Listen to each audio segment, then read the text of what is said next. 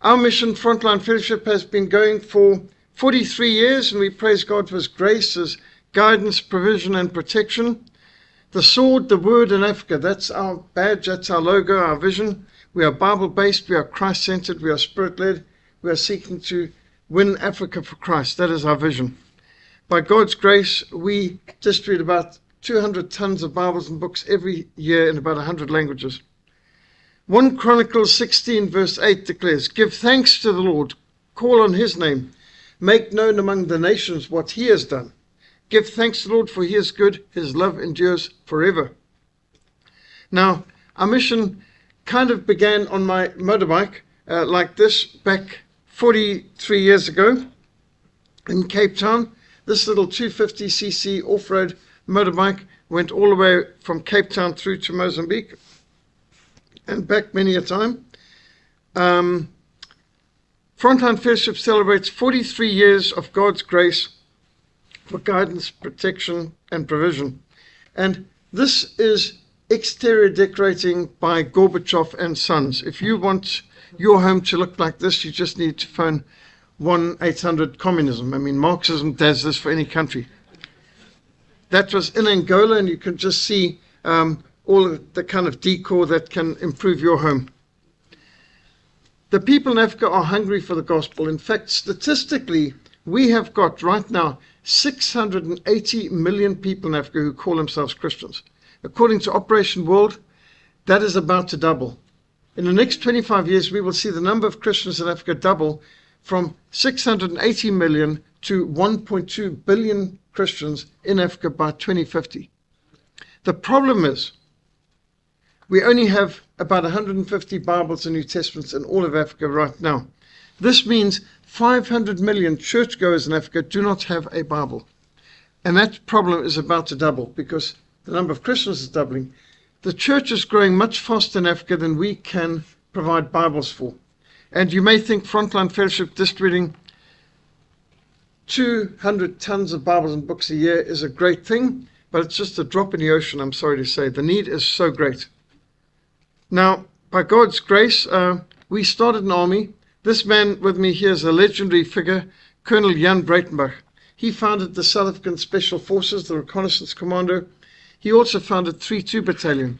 Now, this man went into Angola during the war, way behind enemy lines, and he recruited thousands of black Angolans, Portuguese-speaking ex-communists, to join the South African cause to fight for us against communism, and he welded them into a group called the 3-2 Battalion, which is uniquely seen by the camouflage berets and the buffalo insignia. Phenomenal man. This guy's wild as they come. He was converted to Christ, became phenomenal evangelist, but he has lions as a pet. I don't mean cubs, the full-grown lions and a leopard. That was his pet. And he even had wildcats. You know, they purr past him, they come to you and you put your hand out and so anyway, Colonel Breitenbach was something else, a really wild man. We are ministering throughout Africa. We've had the privilege of going into some of the most remote areas in order to minister to people suffering, persecuted churches. I don't know if you can see the one pale face right there in the middle. That's me in one of our Great Commission courses in Kenya. This is a Great Commission conference, and we had 2,000 people there for that event, and many went out afterwards. We strive to seek first God's kingdom and His righteousness. This picture is taken in the Nuba Mountains of Sudan, an island of Christianity and a sea of Islam, surrounded by communism in Isaiah and by Islam. In Isaiah 18, you read that beyond the rivers of Ethiopia, a smooth-skinned people of strange speech will bring offerings, sacrifice to the Lord, and a trumpet will sound, and all the world will hear, and a banner will be raised on the mountains. And Isaiah 18, speaking about the people of Sudan, who are a biblical people. They date all the way back to the time of Acts chapter 8 and the Ethiopian eunuch, and we've had the privilege of ministering amongst them, and a banner is being raised in the mountains. As the scripture says, when the enemy comes in like a flood, God will raise up a standard to which the righteous can repair. Our goal is to make disciples, to teach obedience to all things the Lord has commanded. These are some of the people responding to the call to commit their lives to missions at the Great Commission Conference in Nairobi, Kenya, back in 2000.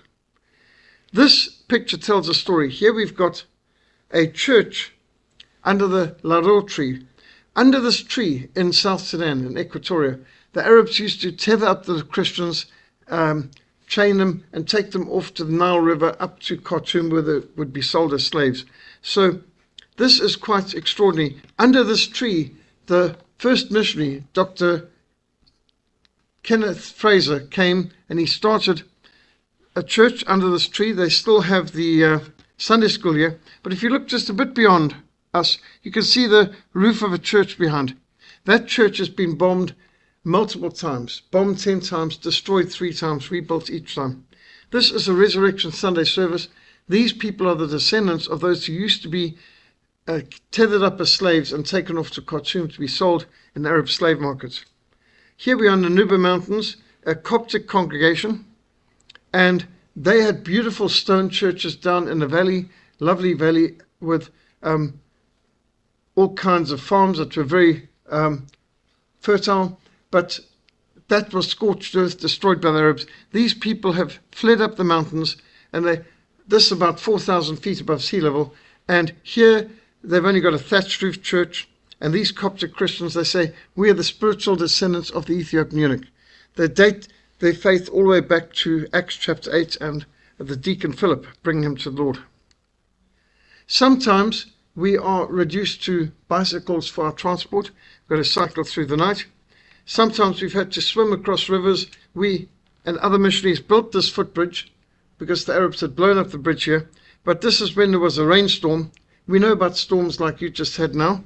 But in this rainstorm, the river swelled to 7 times its normal width, and it took out the footbridge. And we had to climb hand over hand, ankle over ankle, to get the Bibles from the one side of the river, the Yei River, where the aircraft had landed, to the other side where our mission base was, and the church and the hospital and everywhere else where our ministry was. One of our missionaries, Anthony Duncan, died in the service of Christ back in 14 December 1994.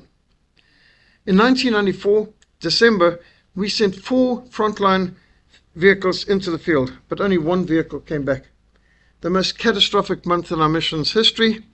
We had, in the early mist of 14 December 1994, the Frontline Fellowship field worker Anthony Duncan was killed in a head-on collision, returning from a phenomenal mission, Angola by the back door. He was part of a mission team which had succeeded in smuggling into Angola a ton of medical supplies and Bibles, including to this church. Now, when you look at this church, what do you see that's missing? The building. Yeah, the building. The building's been destroyed. The Arabs had completely destroyed it. But that didn't stop the people gathering for worship. Even though their building was destroyed, the people still gathered for worship. And we found the people didn't have Bibles, the amount of times we would deliver them Bibles, and the people would cry and laugh and dance and sing and say, this is the greatest gift anyone could have asked for, the Word of God in my own language. Well, our team was ambushed when exiting Angola and jailed in Namibia. Now, I happened to be at that time in Zambia. The vehicle I drove up into Zambia had to be diverted after our biblical worldview seminar we were running in Lusaka to rescue our workers who were stranded in Caprivi, which is part of Namibia. So 4 vehicles went in, and within a short while, I had the only vehicle left. There were 2 accidents. Another vehicle got shot up in an ambush. Team was arrested. And the final act in this whole disaster was when our field worker was killed in a head-on collision after driving through the night after getting out of prison in Namibia. Well, as my mentor Francis Grimm declared, a missionary must be ready to preach, pray, or die at a moment's notice. And I regularly tell our missionaries, don't take anything into the field you're not willing to lose. And that includes your own life. We have to be ready and willing to die. In fact, as Nate Saint declared, one of the missionary martyrs to Ecuador, he said, in the army we had to be willing to be expendable. Missionaries must face that same expendability. Sometimes to achieve your objectives, someone has to be expendable. So one of the training exercises we have in the South African infantry was obstacle courses. Now, obstacle courses are not there to stop you. Obstacle courses are to train you to overcome the obstacles. An obstacle is only there to be overcome. It's not there to stop you. So one of the obstacles, of course, would be rolls of barbed wire. And when you come across the barbed wire, you can't, who's got the wire cutters and take your time. Barbed wire has probably been covered by a machine gun post. You've got to cross quickly. Seconds count. Lives are at stake. The first person to see the barbed wire flings himself over the barbed wire. That was standard. You'd put yourself over the barbed wire, and everyone behind you uses you as a springboard. Boots in the back of your webbing, and then spring over, literally, and you're bouncing there. And the first one, each time, the barbed wire is just getting a bit more stuck in you, but you can't, try and find the most comfortable place to lie. You've just got to fling yourself on it, and others use you as a springboard. They leap over you, and the last two grab you by your webbing and pull you backwards up and over the barbed wire, and so you carry on. This is a standard practice in the infantry. Now, you've got to have the same attitude in mission. Sometimes the first person might get expendable, but for us to take these strongholds for Christ, there has to be this attitude of, are you ready to preach, pray, or die at a moment's notice? Well, those who knew Anthony were struck by his radiant faith. He had a vibrant devotion for the Lord. I trust we are all ready to go to be with the Lord at any time. But Anthony was not just ready, he was eager. And we could see he had this attitude, which we speak about in the book Frontline, Behind Enemy Lines for Christ, how Anthony was our most spiritually minded member of our mission. Quite extraordinary. Well, he died in the service of Christ after having faithfully ensured that the suffering Christians in Angola had received life-giving medicines and a life-transforming word of Almighty God. There was an international shoot-on-sight blockade seeking to deny the people of Free Angola, the anti-communist guerrilla-controlled part of Angola, which is Coanda-Cabanga province, southeastern Angola, and the UN was seeking to prevent anyone getting into them. Not the Red Cross, not Médecins Sans Frontières, Doctors Without Borders. No one was going into Free Angola. It was only Frontline Fellowship, and Anthony chose to obey God rather than man, and he overcame this blockade, and he could truly say, I've fought the good fight, I've finished the race, I've kept the faith. And by the way, Anthony was in the South African infantry, and he had been involved in combat with terrorists, and later he became a game ranger in a Wanky Game Reserve, and he was part of the anti-poaching team. Now, he had a bolt-action rifle, and the enemy, the poachers, had AK-47 assault rifles. But he still beat them with his bolt-action rifle against their automatic weapons. Just showing that quality beats quantity. He also was trampled into the mud by waterhole once by a rhino. He's part of the Rhino Relocation Project. In trying to protect rhinos from poachers, he got trampled into the mud and survived. He once came off his motorbike at 100 miles an hour into a cornfield, what we would call a mealie patch, and he survived and he walked away. Once he was charged by a lion, and you may find this hard to believe, although he had a rifle and a pistol on him, he was such an animal lover, he couldn't bring himself to shoot the lion. He put his rifle down, he threw stones at the lion to get the lion to deflect his attack. So Anthony was a real animal-loving, anti-poaching game ranger and a missionary. So an extraordinary story. Well, we are all indebted to our fathers in the faith, the pioneers, the people who prepared the way for us, the fathers in church history, the Hall of Faith in Hebrews 11. Just think of those people who inspire us to this day. Abraham, the father of the faithful, who was the first missionary. Abraham was told to leave his father's house to go to the land God guided him to. So in a real way, Abraham's the first missionary, and God blessed him in order to be a blessing. We are saved to serve. We are blessed in order to be a blessing. Freely, freely you've received. Freely, freely give. And we need to be willing, like Abraham, to go where God sends us, to do what God commands us. Moses and Joshua also lifted up in Hebrews 11 as some of our great inspirations for the faith. Gideon, in a sense, the father of special forces.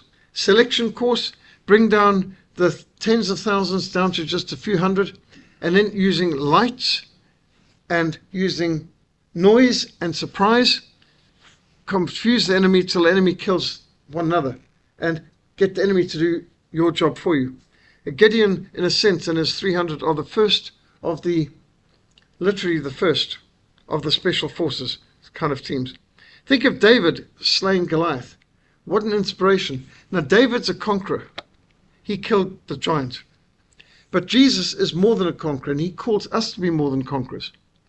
Jesus could take Saul, the persecutor of the church, and turn him into Paul, the missionary, the evangelist of the church. And I believe that's our calling. We're called not just to kill our enemies, which is what we might have done when we were in the military, but we're to be more than conquerors. We're to evangelize our enemies. We are to give tracts to terrorists. We are to give the Messiah to the Muslims. We are to give real freedom to freedom fighters. The gospel for guerrillas. Win the enemy. Instead of sending in the Marines, how about sending in the missionaries? Instead of bombing them in the Middle East, how about bombarding them with prayer and with evangelism and with Bibles?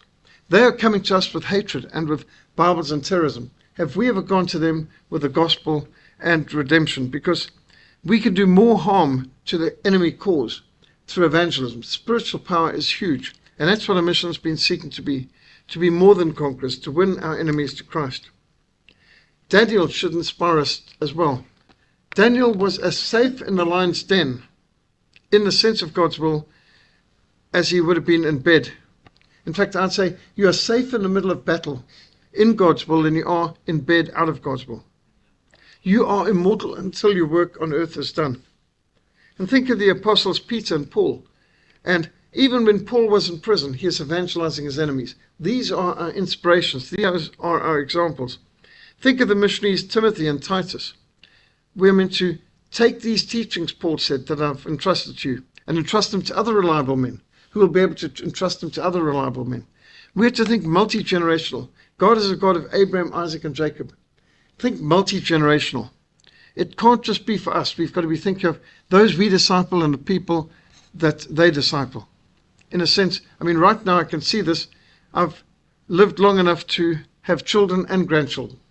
And I've got to be thinking multi-generationally. It's not just for my time, it's got to be thinking for my grandchildren's time. We've got to leave the world better than we found it.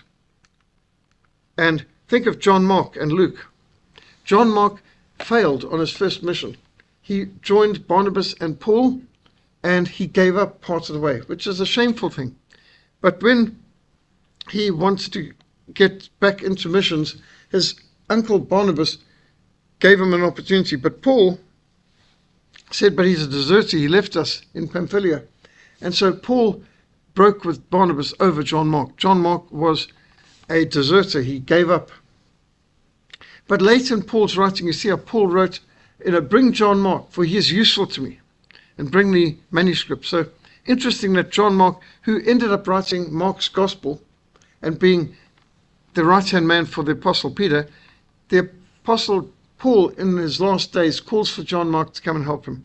So he won the trust of Paul back again. It just shows failure does not need to be final. Some people have not done very well in their first attempts. We should never give up there. Think of the great missionaries of history like Patrick, who evangelized Ireland, Columba, who evangelized the Scots, and Boniface, who evangelized the Germans, or William Carey, the father of modern missions, who evangelized India, Dr. David Livingstone, the best friend Africa ever had, Hudson Taylor, the missionary to China, C.T. Studd, the cricketer turned pioneer missionary who went to China, India, and the Congo, Mary Slessor, the missionary who saved the twins and who evangelized in some of the most remote, cannibalistic, torn territories of Nigeria. Setting captives free, literally freeing people from the bondage of Islamic slavery, but also from the bondage of ignorance, superstition, witchcraft. Think of the great reformers like John Wycliffe, the morning star of the Reformation, Martin Luther of Wittenberg, Ulrich Zwingli, the reformer of Switzerland, John Calvin of Geneva. Martin Luther is the one who gave us back the Bible in our own language. If you like the idea of reading the Bible in your own language, if you like the idea of singing hymns in your own language, as opposed to listening to a choir sing in Latin, you can thank Martin Luther. He revolutionized the church. The Reformation, back to the Bible, is a wonderful movement we continue to be blessed by today. There's great preachers and teachers like George Whitefield, and Jonathan Edwards, probably the greatest theologian America's ever produced. Charles Spurgeon, the Prince of Preachers. These are examples of excellence. In our own lifetime, Alexander Solzhenitsyn, the greatest Russian author, and extraordinary that 4 of his books are now setwork books at schools in Russia today. He wrote books like One Day in the Life of Ivan Denisovich, The Cancer Ward, The Gulag Archipelago. Well, these books are now setwork books at school. Richard Wurmbrandt, who's a good friend of my wife's family, Richard Wurmbrandt and his wife Sabrina, he was tortured for Christ 14 years in Romanian concentration camps. If you haven't read the book Tortured for Christ, you should get hold of it. It's a classic of Christian literature. Phenomenal what he achieved, and to see what God did in Romania. Brother Andrew, a good family friend of ours, we've known him for many years, and Brother Andrew went to be with the Lord just recently, the one who went in his VW Beetle across the Iron Curtain into Eastern Europe smuggling Bibles. Inspiration to all of us. Their testimonies, their teachings continue to challenge us to go deep into God's Word, to go further in our adventures of discipleship, to widen our missionary vision, to deepen our devotion, head and heart, doctrine and devotion. Well, I had the privilege of being brought up in a home where reading books was part of our daily life. My mother taught me to read before I went to school, and my parents were avid book readers, and I think that's key. Reading is for the mind what exercise and gym is for the body. So libraries are gym for the mind. And as a schoolboy being brought up in Rhodesia, my best friends were animals and books. And I'm greatly indebted to my mother, who was traumatized during the Second World War. She experienced 1,000 bomber raids in Berlin, and she taught me to love reading, and I'm grateful for the many authors whose books enriched my life and helped prepare me for this mission. And I'm grateful for the privilege I had of being brought up in such a magnificent country as Rhodesia. Rhodesia was a small country, but a brave little country that stood up against communist terrorism and resisted all the attacks of atheism. And we had cavalry, the British South Africa police. We didn't have Disney World and so on that you might have here. We had Mermaid's Pool. And this is a natural rock where we would be going into Rockville. I tell you, many a person got cut on the way down there, but you know, that's part of the fun. It's not as safe as a Typhoon Lagoon or anything like that, but still, we had a fun childhood.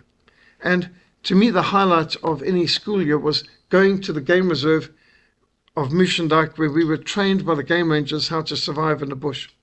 I still have my textbook, Don't Die in the Bundu. The Bundu is what we would call a jungle. And the game rangers taught us tracking, anti-tracking, survival, how to make fire in the bush, how to make shelter, how to purify water, all that sort of thing.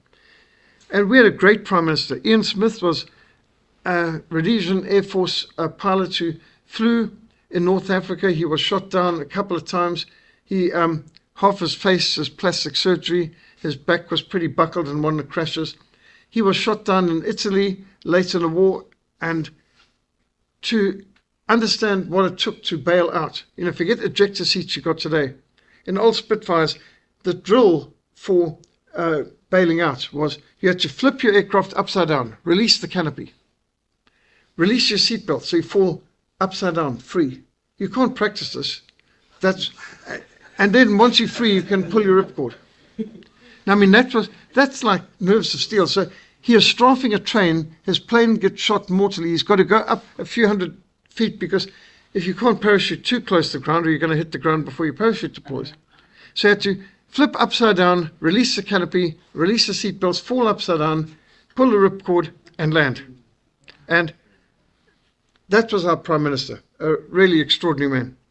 And here he is cycling to work. I mean, how many heads of state have you come across cycling to work? But I mean, that's the kind of man we had. I met him when I heard that the Prime Minister is coming to Bulawayo Club, and my father ran the Bulawayo Club. So I wanted to see a real live head of government. And so I went out there. I don't know what I was expecting, maybe some kind of entourage or, you know, like you see outside Buckingham Palace, some impressive soldiers. But instead I saw a beat-up old Peugeot 404 coming up the road. Out stepped the Prime Minister. No bodyguard, no chauffeur, no aide-de-camp, not a policeman in sight. On his own. during a war. And he stroked my cat that was sitting on the wall. He smiled at me, walked up the stairs, and I looked around. Where's the entourage? Where are the police? And I knew him well in his last 20 years of his life. So I asked him about this, and he said, I survived the Second World War. What do I have to fear? I'm a lifelong Presbyterian. And by the way, he got born again in the Baptist Church in 1976 too. Anyway, Ian Smith was quite something. He was a man of his word. He said what he meant what he said. Unusual leader to have a person like that. A man of integrity. A man who's respected even by his enemies. Well, we grew up in a country at war. The Soviet Union was backing the Zipra terrorists, Zimbabwe Independence People's Revolutionary Army, and they were fighting from Zambia and from Botswana, and then Mao Zedong's communist Chinese were supporting Robert Mugabe's ZANU-PF terrorists fighting from Mozambique. And so we were being attacked on all sides, and my first history teacher in high school, Mr. Rhys Davies, and I remember asking him, sir, how can you be a member of Parliament and a teacher? He said, we don't get paid for being members of Parliament. We need a real job too. There was a time that your congressman didn't get paid either, by the way. I don't know if you've ever heard the speech by Davy Crockett. And Davy Crockett once said, when they wanted to vote for some charity thing, said, you know, I'm the poorest man here, but I'll put my coon hat here and put the first dollar in here, and I challenge all of you to contribute to this widow's needs from your personal money, but we have no right to vote the public taxpayers' money for this cause. And Davy Crockett found he was the only one who had any money in his hat at the end of that session. You know, congressmen are normally willing to give other people's money, but not their own. And anyway, Rhys Davies said to me, you must question everything. Always ask why. Education is teaching people to ask things critically, to question everything. Indoctrination is teaching you what to think. To refuse to accept the standard narrative of our textbook version of history. Always seek out the context. So the way Mr. Rhys Davies put it to me was, you know the British are lying now about us in Rhodesia. Why do you trust what the British have to say about the First World War, the Second World War, or anything else in history? And that's the point of our textbook, 1984. Many people miss that. The book 1984 is not about Stalin and communist Russia. That's what Animal Farm's all about. The book 1984 is about Britain. The protagonist is Winston Smith. The location is London. And you can't miss this. He later said he based Mini-Truth, the Ministry of Truth, on the BBC, the British, or should I say the Bolshevik Broadcasting Corporation, or the Bolshevik Biased Broadcasting Corporation. And during the Second World War, this communist, George Orwell, was a propagandist for the British in the BBC, and he said he modeled Mini-Truth, the Ministry of Truth, on the BBC. So he wasn't giving us a story about Russia, he was giving us a story about Britain. And I think many people miss this. 1984 is more speaking to the West than speaking to the East. Well, I'm grateful for real education. I was taught how to think critically. Think outside the box. Don't regurgitate the textbook. Do independent research. Well, I praise God for my conversion to Christ. In 1977, my family had moved down to Cape Town, South Africa, and I was converted at Pioneers Baptist Church. Now, I wouldn't have gone to a church, ever. I was a secular person. My father was agnostic. I would have called myself an agnostic. We never prayed. We never went to church. We never prayed before a meal. We didn't have Sunday school. So I grew up totally secular. I wouldn't have gone to a church any more than you'd walk into an exclusive club that you're not a member of. And yet, I was confronted with the gospel because this Baptist church hired out the local cinema. So I'm on the way to the movies on a Sunday night, not knowing that South Africa did not have cinemas open on a Sunday. And I went in hoping to see the film that was advertised outside, but the local Baptist church had hired it out for an evangelistic rally, which is a good idea. So I'm standing there and I'm thinking, these people are very well dressed. Ladies are all wearing hats and dresses and gloves. Men are wearing ties and jackets. And I'm thinking maybe this is what South Africans do on Sundays. They dress up for cinema. So we get inside and they start singing hymns, and I'm thinking, wait a minute, we didn't pay. Why is that? And then, why are they singing? Well, maybe this is what South Africans do before a film on Sunday. So I'm still expecting a film. But then, as the preacher stood up to preach the gospel, I realized I'm ambushed, but the lights are still on, and I'm close towards the front, and, well, I couldn't get out. So I heard the gospel, and the message was about what Christ did for us. And it said, this I did for thee. What hast thou done for me? Well, I knew I'd done absolutely nothing for God. I'd never even thanked him. Not for life, not for a meal, not for breath of air. So I was confronted with the gospel, and I was converted to Christ. And I went forward when they gave the evangelistic appeal at the end. I knelt at the front, and I surrendered my life to Christ, and I was called to missions. Well, this was my first church, and I still remember the first Sunday service. It was such an impact. It was Resurrection Sunday, 1977. And the pastor said, today in Moscow, there's a long line of people queuing up like they do every day to see Vladimir Lenin, the body of the dead founder of Soviet Union, Vladimir Lenin. But on the other side of Red Square, there is St. Basil's Cathedral. And they've got a ritual every Resurrection Sunday. The pastor asks, where is he? And people say, he is not here. Where is he? He is not here. And the third time, the pastor cries out, Christ is risen. And the congregation resounds, he is risen indeed. And as the pastor said, imagine those poor atheists lined up outside Lenin's tomb, looking over their shoulder. No, the Christian God is risen. Ours is dead. And what a powerful message to hear. Jesus Christ is alive today. He is risen, ascended, reigning on high, is coming again to judge the living and the dead. Well, that really impacted my life dramatically as a new Christian. Well, Doc Watson, the first pastor I was a convert under, he became the first chairman of the board of our mission, Frontline Fellowship, which he held for 16 years before he went to glory. Now, the first missionary who ever came past our church was Francis Grimm. He founded Hospital Christian Fellowship. He established missions in over 110 countries in the world, which on a South African passport is pretty impressive. We were so sanctioned, we weren't allowed to go almost anywhere. And Francis Grimm was a tough person to work under. He is the one who taught me a missionary must be ready to preach, pray, or die at a moment's notice. And you've got to be BA and RFA, born again and ready for anything. That's the qualifications you need. Well, Uncle Francis taught me how to live by faith, how to prevail in prayer. We had days of prayer, we had nights of prayer. We prayed an hour every morning, we prayed after lunch, we prayed at the end of the day, and then sometimes through the night and through the day. And then he'd send me out sometimes to hitchhike around the country to go on different duties without funding, without transportation costs, living by faith, sleeping on the side of the road and so on. Well, I conducted my first mission into Mozambique while under Hospital Christian Fellowship. So I dedicated my first book, In the Killing Fields of Mozambique, to Francis Grimm. And then when I was studying at Baptist Theological Seminary, which then was called Cape Town Baptist College, my favorite lecturer was Professor Fritz Haus. He taught Old Testament exegesis. He was a God-fearing, dedicated Christian missionary, and he would regularly ask at the end of any exegesis. So we spent a semester studying a book of the Bible, whether Genesis or Exodus or Isaiah, Daniel, and so on. Who's read the whole book? And some people would say, I read the commentary. You don't read the cookbook and skip the meal, said Professor House. Well, once he asked us, how many of you have read the whole Bible?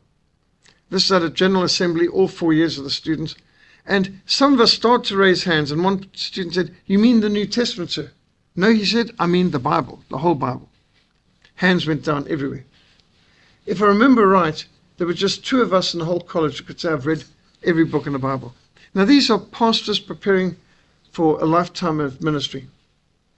And praise God for a man who emphasized you must be a Bible Christian. You must be able to read through the whole Bible. Well, he is a veteran of the Second World War. He had led Bible studies, prayer meetings on the Eastern Front, and in North Africa, he is part of Rommel's Africa Corps. In fact, this is this Professor Fritz Haus was an extraordinary man. He actually knew Karl Barth and Bultmann. He had studied under these people. He knew these legends in theology. And interestingly, I asked, did Erwin Rommel know the Lord? And he said, oh, he's a born-again man.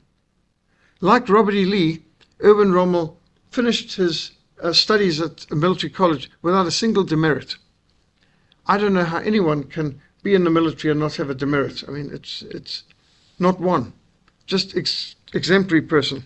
My father was in the 8th Army fighting Erwin Rommel's people, and he always respected Erwin Rommel greatly. Well, for over 60 years, Fritz Haus planted churches throughout South Africa, and magnificent ministry.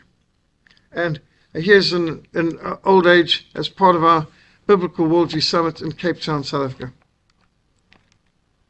Well, Dr. Fritz Haus introduced me to the doctrines of the Reformation and the Christology of the Old Testament. And so I dedicate my Old Testament survey to Dr. Fritz Haus, because he is the one who taught me you can learn of Christ in every book of the Old Testament. Mrs. Dorothy Scarborough is another key member of our mission. With her husband, Dr. Charles Scarborough, they worked under the London Missionary Society in the Gilbert Islands of the Pacific. These are some of the great cloud of witnesses that inspire us today to be effective. They're the missionaries who have gone before us.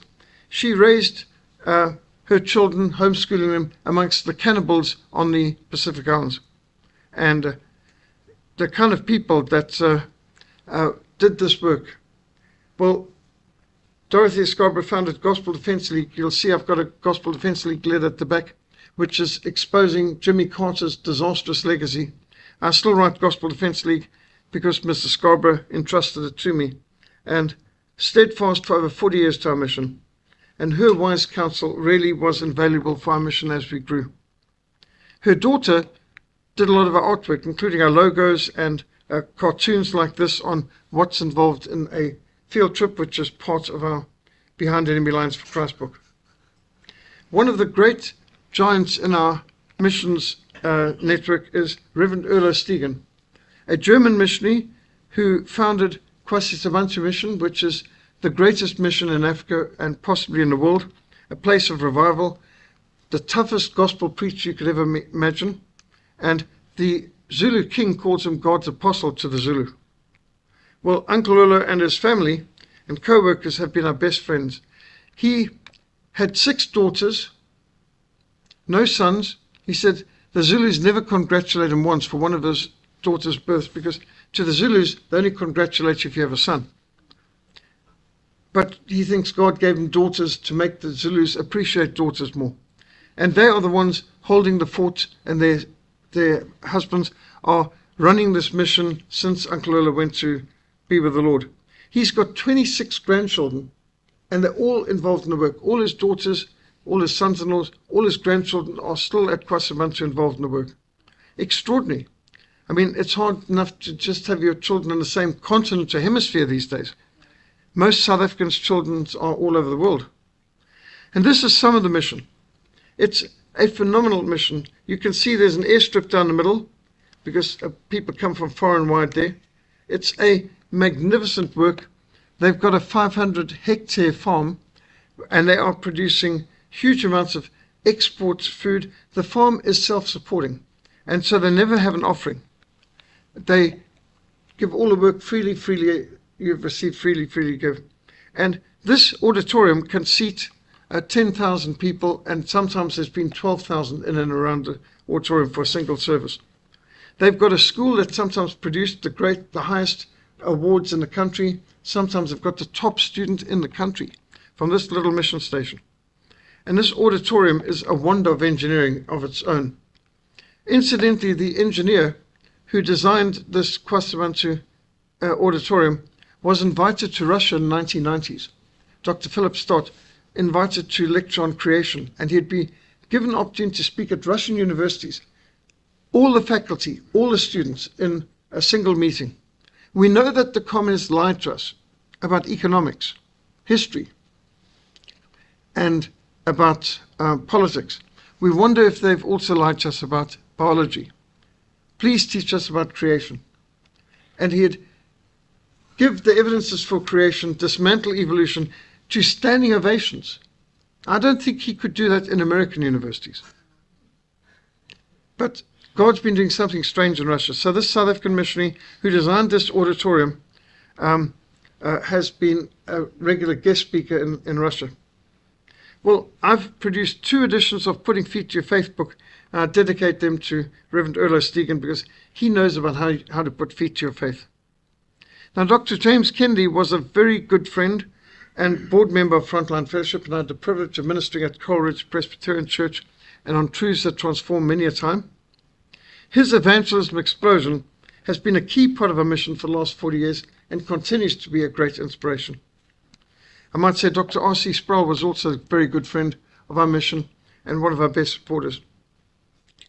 Dr. James Kennedy regularly had me on his radio and TV programs, and I got to speak even in Coleridge Presbyterian Church.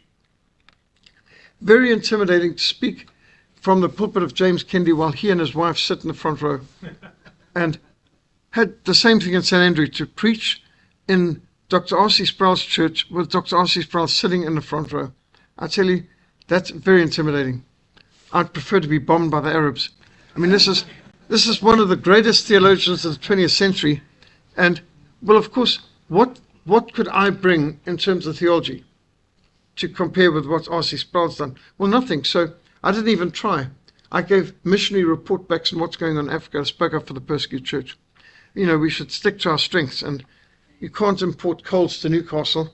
I couldn't bring theology to the greatest theologian on the planet. Well, James Kennedy donated thousands of his books to our mission and really helped us launch our Literature of Africa ministry, which now provides libraries for pastors all over Africa. And this is a bishop in Sudan with some of our library donations.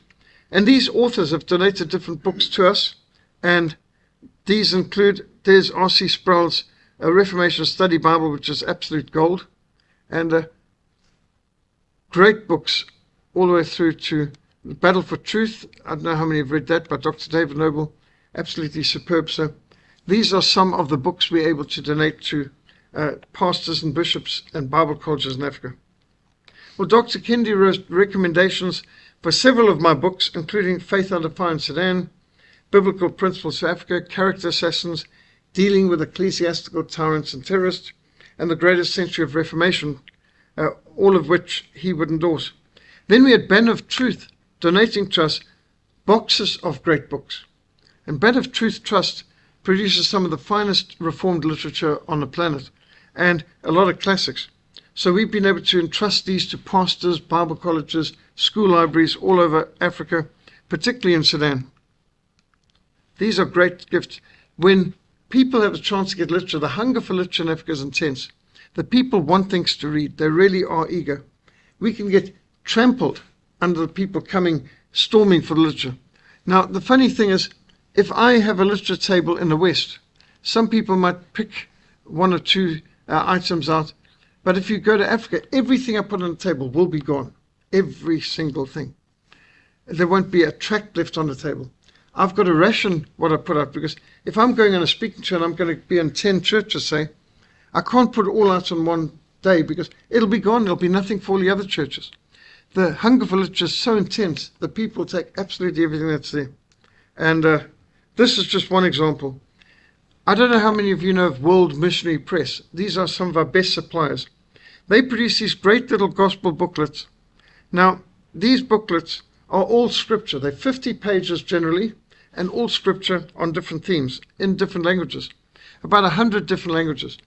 They're up in Indiana, and they've just sent us 2 container shipments of these. Now, each box is 10 pounds in weight, and each box has 500 gospel booklets, each is 50 pages. So this can equip an evangelist for a lot of outreaches. And here we are in Zambia, here we are in Tanzania, and equipping local evangelists and distributors.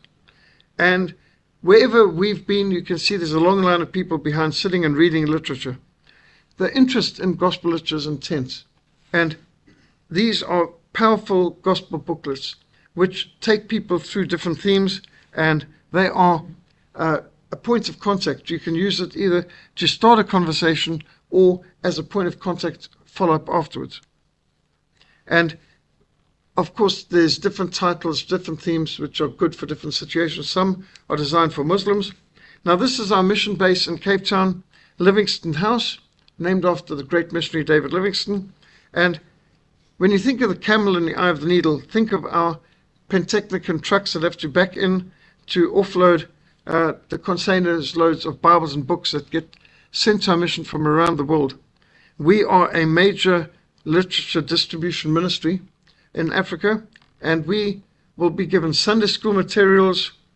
Of course, we love cats, and this is Florence, who was the supervisor of Literature of Africa for 17 years, ensured a rodent-free environment. We love our cats, by the way. And this is one of our storerooms up in Sudan. Loads and loads and loads of Bibles, piles of Bibles. And people wanting a Bible will normally have to memorize 10 commands. So we'd say, this costs $10 in America, this costs 10 commandments here. You tell me the 10 commands and I'll give you a free Bible. And sometimes we might say Apostles' Creed, and we give the people different tasks to earn the Bible. And these people have a great sense of accomplishment when they get the Bible in their language. That's in Tanzania. And this is the biblical principles for Africa in French. This is in the Congo. You might be surprised to know that 20 countries in Africa where French is the official language. There are 5 countries in Africa where Portuguese is the official language, 7 countries in Africa where Arabic is the official language. There's 23 countries in Africa where English is the official language. So English books and Bibles from America can go a long way to reaching and teaching a lot of people in Africa. And then we use gospel posters, the broad way, narrow way. These are very popular. And just a bit of an overview of our Literature for Africa ministry, which is impacting people throughout the continent. It's like a quartermaster store for missions, spiritual ammunition. I don't know if anyone here might have seen the film Zulu Dawn ever. Well, Zulu Dawn is on the Battle of East Luanda. East Luanda is the worst defeat of the British Army at the hands of a native army in history. Back in 1879, a British regiment was totally annihilated by a Zulu army that attacked them. And a key part of this is the British quartermaster so fumbled the situation that the soldiers were running out of ammunition. He didn't have enough Phillips screwdrivers for the 4 Phillips screws that were on each of the wooden crates that had the ammunition inside.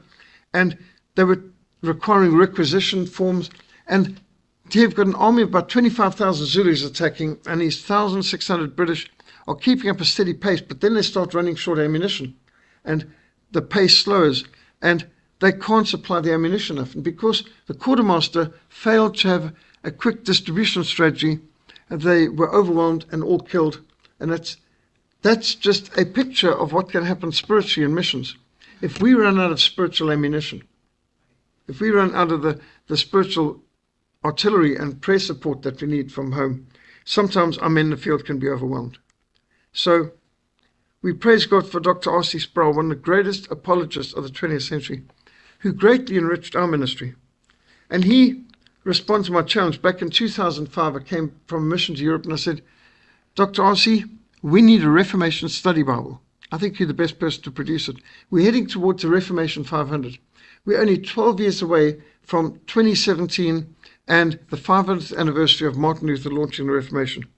Well, Dr. R.C. Sproul responded to the challenge. He produced the Reformation Study Bible, and he donated over 2,000 copies of these Reformation Study Bibles to us to distribute strategically, prayerfully, carefully, to college libraries and pastors and missionaries throughout Africa. And these are gold. The average pastor in Africa doesn't have a study Bible. In fact, 70% of pastors in Africa only have a New Testament. So it's pretty serious. But those who show that they excel, normally the Reformation Study Bible has been awarded to someone who's won the Bible exam, been the best at the Bible exam that we use. And this Pastor Jeffrey with his prized possession. And so many of Chaplain Moses and the Reformation Study Bibles have helped many of the people. This is Chaplain Peter, one of the first chaplains we trained of the Sudanese People's Liberation Army. And these Bibles have been carefully, prayerfully distributed throughout Africa, and they are absolute gold. This is what can train. It's better than a Bible college education for many of these folks. They've got a study Bible. It's going to help them to teach the Word of God to their congregation. Well, I dedicate the second edition of my Greatest Century of Reformation book to Dr. R.C. Sproul, because he's one of the greatest champions of the Reformation in our era. Some of you may have heard of Dr. David Noble of Summit Ministries. He also runs the Christian Anti-Communism Crusade. Well, he's the one who first encouraged me to come to the United States to testify of what's going on in Africa and speak up for the persecuted church. I had no more thought of coming to America than flying to the moon.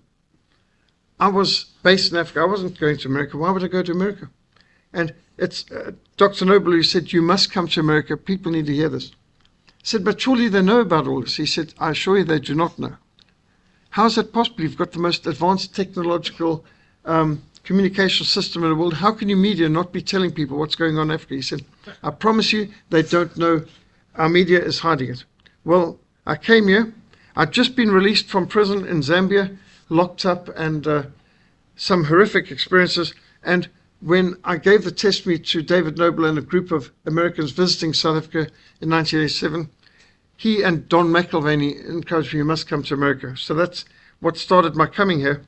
And then David Noble made me a regular guest speaker at Summit Ministries for 25 years, speaking to homeschoolers, helping them to get a biblical worldview. Normally he'd want me to speak on communism, the persecution of the church, and then it became Islam as well.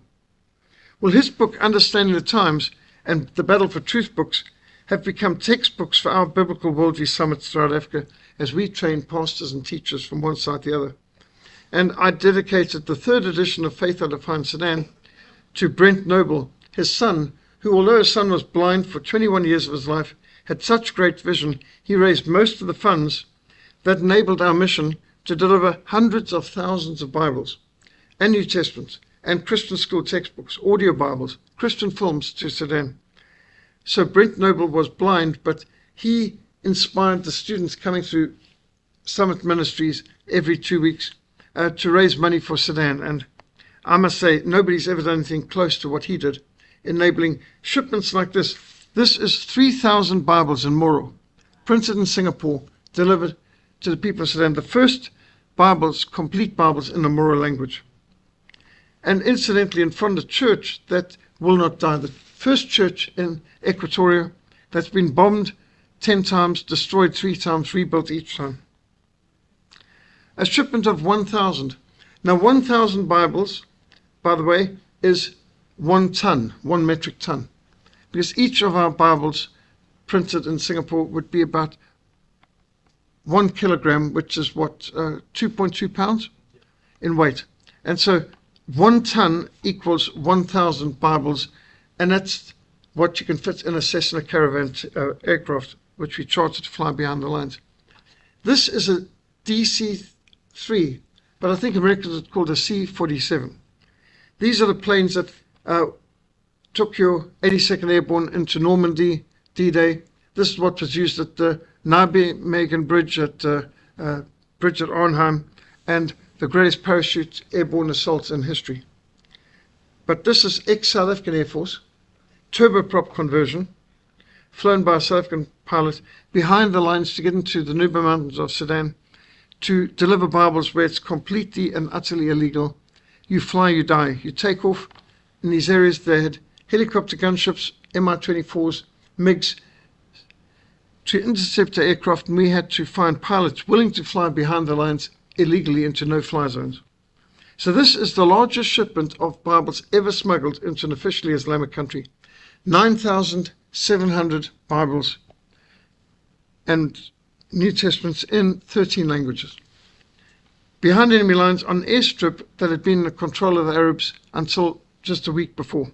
And that Land Rover back there is an ambulance that we converted, brought up from South Africa, drove a few thousand kilometers to take wounded people to the hospital in Louis. This is a shipment flown behind the lines to the Nuba Mountains of Sudan. It's way behind enemy lines. Thousands of Bibles, 2 tons of Bibles, 1 ton of textbooks, and another ton of agricultural tools and seed. And these are the volunteers. When you've got to move these things, you need volunteers willing to put on their heads and walk. And normally, it's the women who do the work. It's quite shocking, but chivalry has not quite reached most of Central Africa.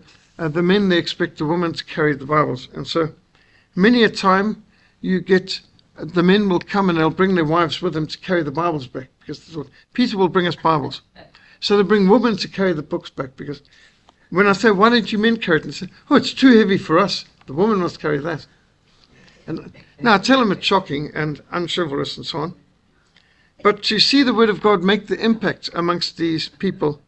And this is the story of the Moral Bible in particular. Now, some people can't read. For those people, we've got ministry to illiterate. This is the proclaimer, the gospel proclaimer. Gospel recordings made a hand-cranked, you could say it's, some have got batteries that can be powered by solar panels, some are hand-cranked. I prefer the hand-cranked ones because they will always work.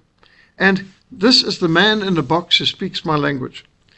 It's got 9 cassettes, 9 hours of Bible teaching with flip charts with colorful pictures that go along with it. You give this bag and flip charts along with the hand-cranked gospel proclaimers and cassettes, you've given an evangelist an audience. People gather anywhere. The man in the box who speaks my language.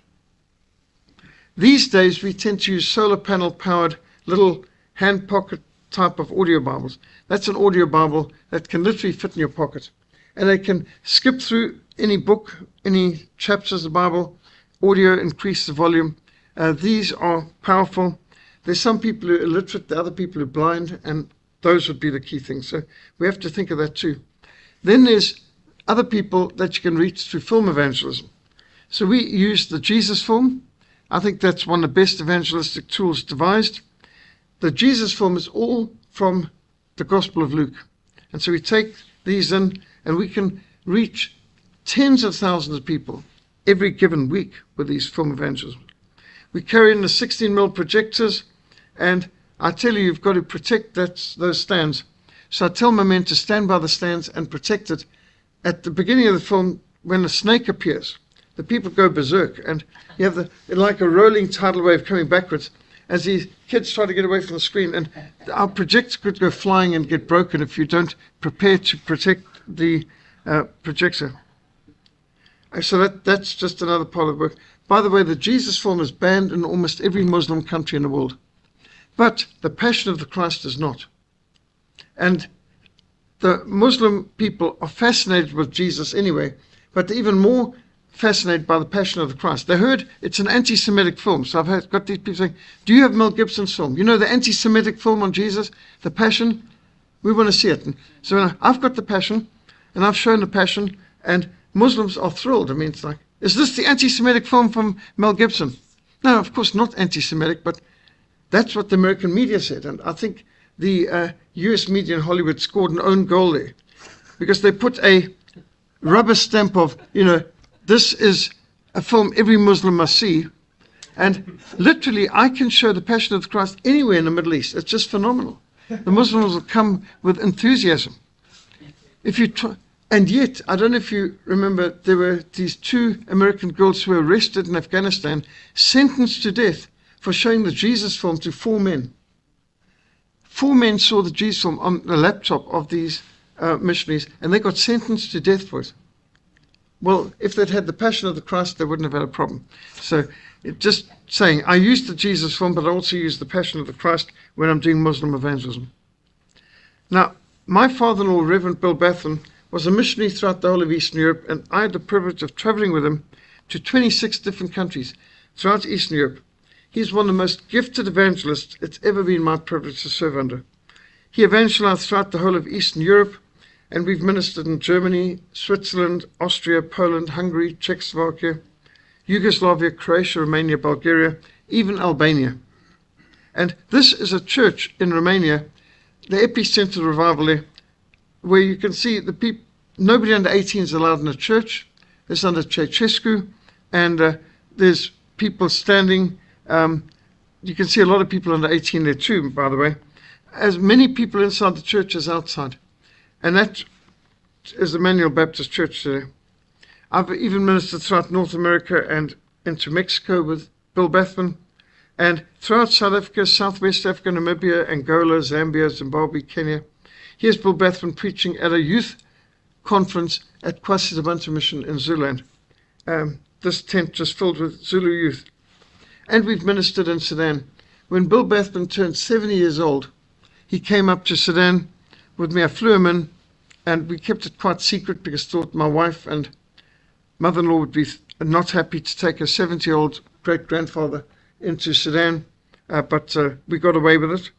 And when he got back, he bought a vehicle, a Land Cruiser, filled it with Bibles and books and trailer, and drove across Africa, drove up to Sudan to equip them with things they were lacking. So if I was irresponsible to fly him into Sudan, he was even more irresponsible to drive across Africa there. And he said he had never had so much fun in his life before. So. And by the way, in Sudan, people got on their knees to receive him.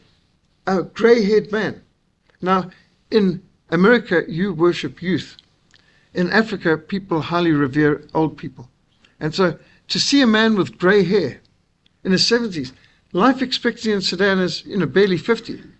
So to see someone in the 70s, it's just like a patriarch, a saint had arrived from the past, and they literally knelt before him to shake his hand. And all over here, so well received. Churches had been bombed and destroyed, delivering Bibles and books. This is a church conference in Sudan.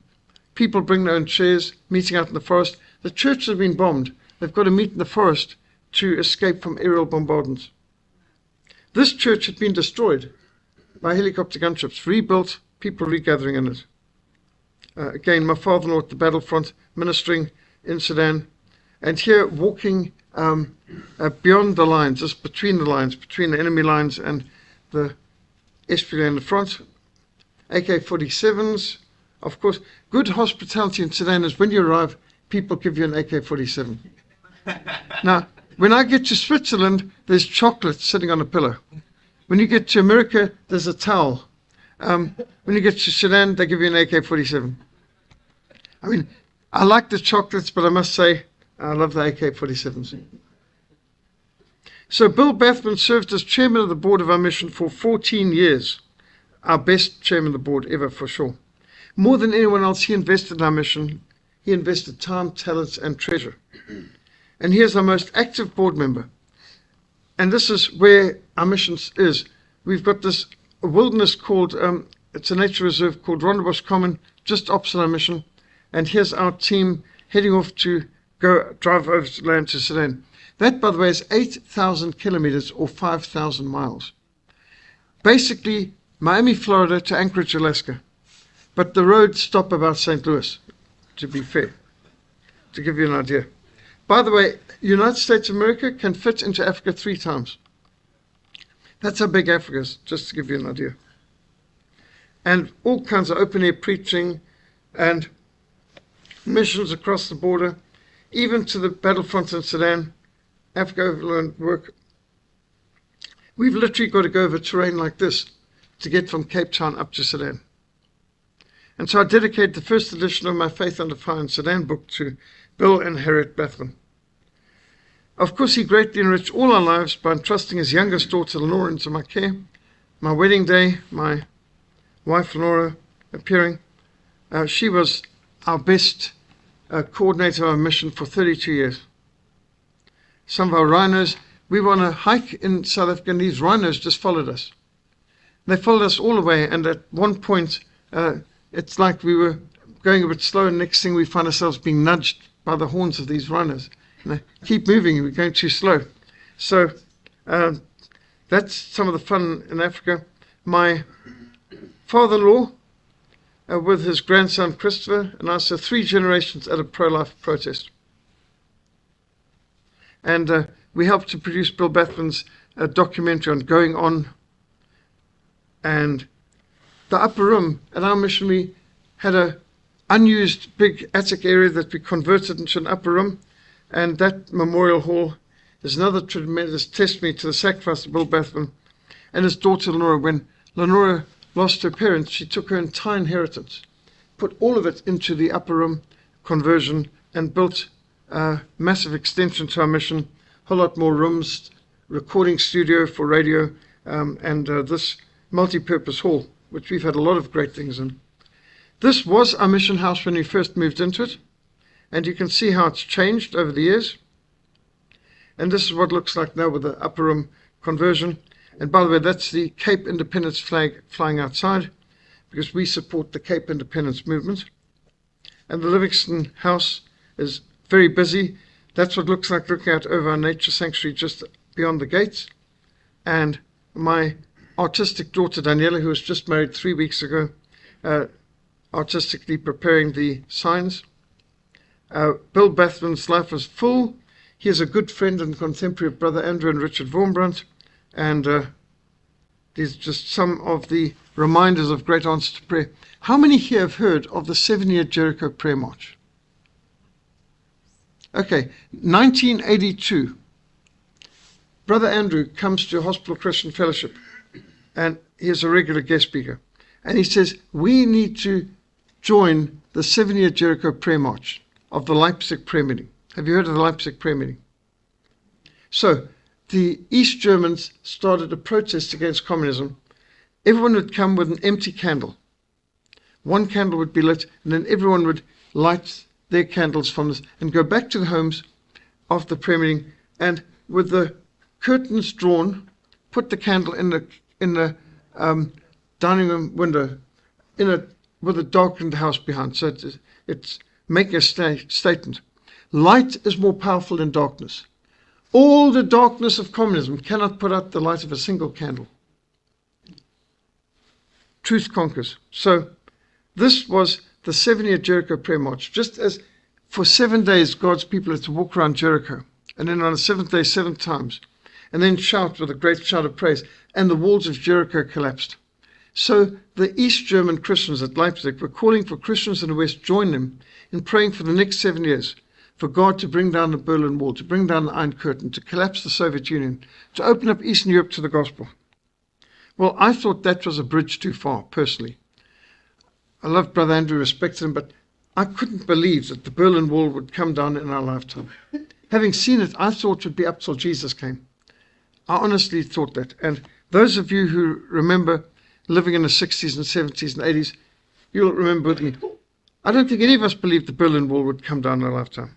And yet, 1989, first with Poland, then Czechoslovakia and Hungary, and then the Berlin Wall came down and Bulgaria fell, and Christmas 1989, down came Ceausescu as well in Romania. Absolutely incredible. Stupendous answers to prayer. I think this just should remind us of the potential of prayer. When you think of the threat of Islam, you think of potential war with Iran and all of that. How about trying something like the 7-year Jericho Prayer March? How about a greater church emphasis on prayer for our enemies, evangelism on our enemies, which is a lot of what our mission tries to do. We try to win our enemies to Christ. And I've had the joy and privilege of winning Muslims to Christ, bringing terrorists to Christ. I've done Bible studies in terrorist camps.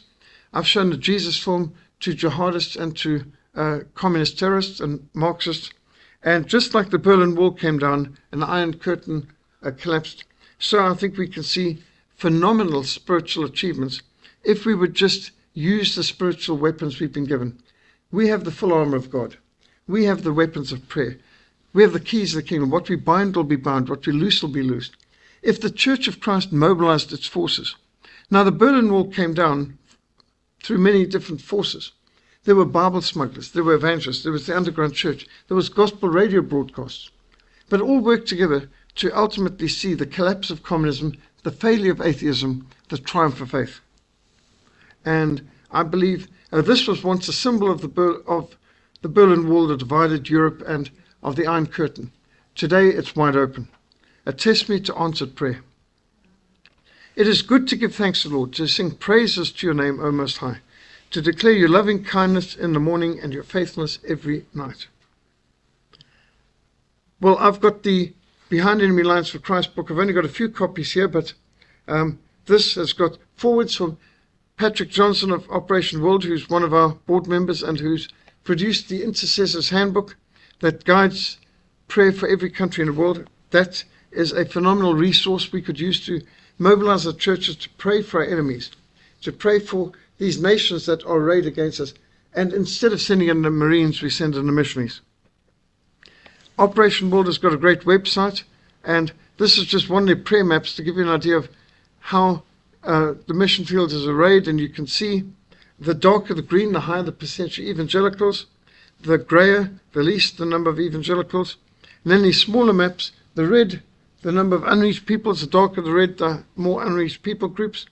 And you can see they've got a special emphasis on what's going on in China and India too. This is to help us pray. Well, it's my prayer that the experiences of our mission, as testified in our Behind Enemy Lines for Christ book, will inspire readers on the realities of communist terrorism and tyranny, and the Islamic jihad and the persecution of the church, and the globalist treachery that's betrayed so many countries behind the Iron Curtain, and the infiltration and subversion of the church by false prophets and Marxists in religious disguise, and the steadfast resistance of many courageous Christians, and the incredible answers to prayer. Anyone know where this is? It's a statue of Vladimir Lenin, obviously. This is Addis Ababa, capital of Ethiopia, once Abyssinia. Phenomenal. The people used to say the only good thing about the Lenin statue is it looks like he's walking towards the airport. Well, here it came down 1991. And I was once imprisoned in Zambia. Now I'm an honored guest, a VIP there, because the people that were in the same prison as me are now the new government. And so in Africa, yesterday's prisoner can become tomorrow's president. And there are Bible cultures that we are training. We hope that we will inspire a new generation to fight the good fight of faith. This picture symbolizes a child in Romania celebrating Christmas after the Berlin Wall came down and Ceausescu was overthrown on Christmas Day. We've got to stretch our minds and our muscles. We need a whole new generation to learn to overcome obstacles and to launch out in faith, to climb mountains. This is the high point of our Great Commission course, which we hold every January in South Africa, climbing to the top of Table Mountain. This is Maclear's Beacon, the highest point in Cape Town. And so that is literally the high point of our missionary training programs. We always have mountain climbing. So we end our course by climbing Table Mountain. We want a new generation to make Christ's Great Commission our supreme ambition. If you want to revolutionize your prayer life, you go into war zones where tanks haven't survived, where armored cars couldn't make it. You go in a soft-skinned vehicle in an area where there's landmines and where there's ambushes and destroyed tanks. That will revolutionize your prayer life. You will be absolutely sure that you're right with God. You will confess every sin. You will be right with God. So I would challenge, not to mention, if you know anything about mechanics, it'll help you to keep going, because we break down. The roads don't look too good. This is the national road. It's pretty serious. And this is the bridge. When you cross the rivers, somebody needs to walk ahead with a stick, normally me, feel where the holes and the chasms are where you could lose your vehicle. You walk through and you pace it out, and then you guide the vehicle across the river. And we don't want our vehicle to ever get stalled in the middle of the river. That's why we have snorkels for the engine to breathe. That's not just to make it look cool. It's actually essential for your engine to breathe while you're underwater. And I've driven across with the water coming up to my chest. That means the Bibles must be waterproofed, must be solidly protected. And you see the difference. This is a road and that's a river. Road, river. And sometimes we've got to get across by boat. And that's why I like our little 185cc off-road motorbikes. They're light enough to pick up and put in a boat, but they are still strong enough to carry a lot of literature. Here I was being offered the skull of an Arab, and this chap wanted me to take it back as a souvenir. What am I going to do with one of these Macbethian to be or not to be skulls? And can you imagine what a customs would say if I came home and I had a skull in my... Anything to declare? No. What about the skull? Yeah, well, I mean, really. On another occasion, this bomb failed to explode. Now, if it had exploded, it would have taken the church and the compound we were meeting off the map. So I asked the men, why are you digging out this bomb? I prefer to leave unexploded bombs alone. And the man said, well, it's more blessed to give than to receive. We need these explosives to give back to the Arabs. Yeah. So you can serve God even behind enemy lines, even in restricted access areas. And I hope that our testimony will help to inspire people, that many people will be convinced of the importance of joining us back to the Bible for Reformation and revival movement. We are seeking to win Africa for Christ. Joshua 23 verse 14, you know in all your hearts and all your souls that not one thing has failed of all the good things which the Lord your God spoke concerning you. All has come to pass for you, not one word of them has failed. Does anyone